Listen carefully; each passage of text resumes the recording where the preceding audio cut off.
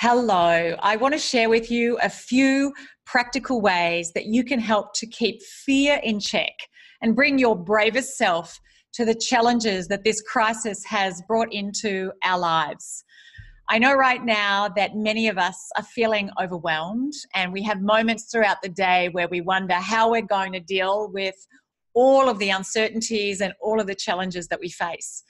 And so if you've been feeling that way yourself, I want to share with you 4 ways that you can bring the best of yourself, the bravest of yourself, to this time and to the problems that you're facing. Firstly, I want you just to embrace your own humanity. You know, we are emotional creatures. We emote before we even reason.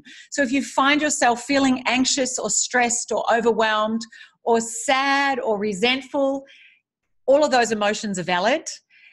The only way we can process those emotions properly is to feel them fully. And a few things can help you move through that process more quickly. One is just notice where they are in your body and put your hand wherever you're feeling constricted on your chest or your stomach and breathe into that place. There's a study that's found that just doing that for as little as 90 seconds can help to release some of that emotion and that stress from our bodies. Secondly, labeling your emotions.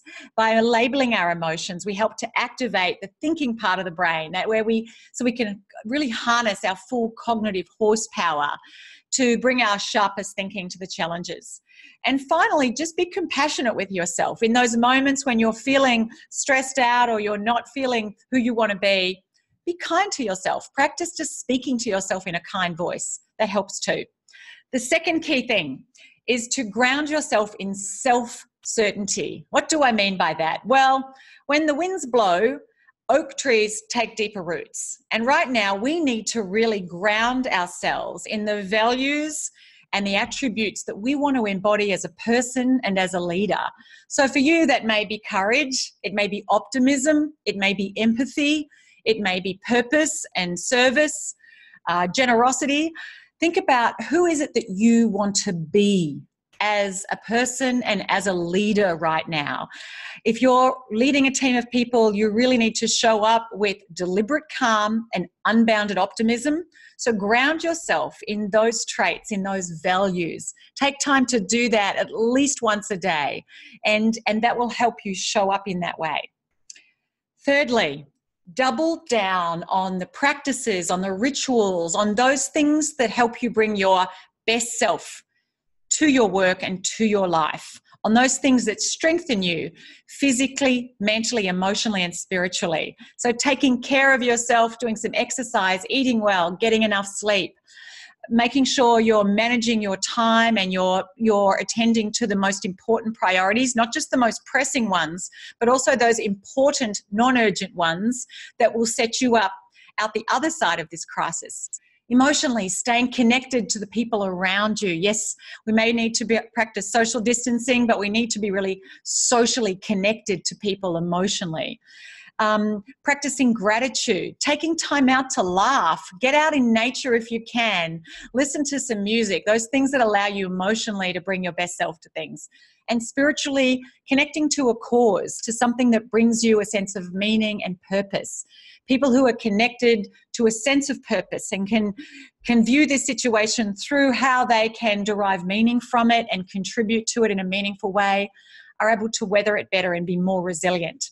And the fourth key thing is to refocus your attention on what it is you want to create, on the impact you want to make, and on what's within your control.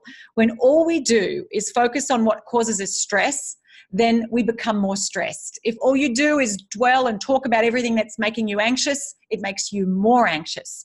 So refocus your attention, refocus your conversations on the solutions, not the problems, on the opportunities, not the challenges. Be careful even in the speech that you have, in the language you're using, that you're not talking up stress and making more drama from things in the language you're using.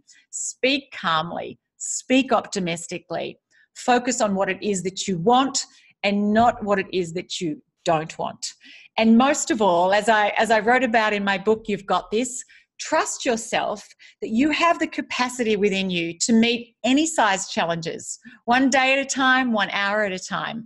And when you trust in your innate ability to meet those challenges, it saves you a lot of stress and allows you to harness your best thinking to solve the problems that you're dealing with and to be the leader that you most want to be.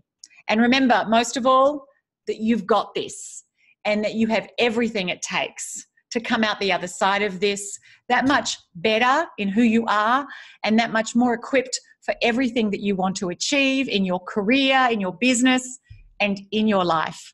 So thank you. I hope this is helpful, and take care.